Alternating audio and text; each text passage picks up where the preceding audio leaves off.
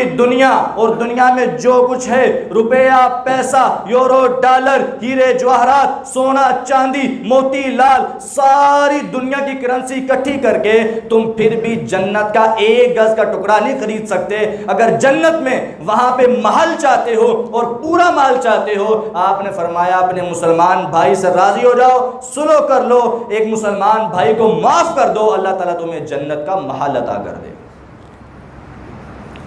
جنت میں محل، دنیا میں اگر محل مل بھی جائے، ادھر آنکھ بند ہوئی، لڑائی شروع ہو گئی، جھگڑے شروع ہو جائے، ایک کہتا ہے میرا، دوسرا کہتا ہے میرا، تیسرا کہتا ہے میرا۔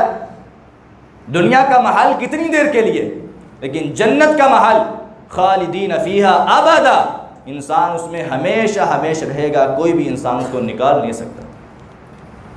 جنت کا محل تو ہمیشہ کے لیے، اور گارنٹی کس کی ہے؟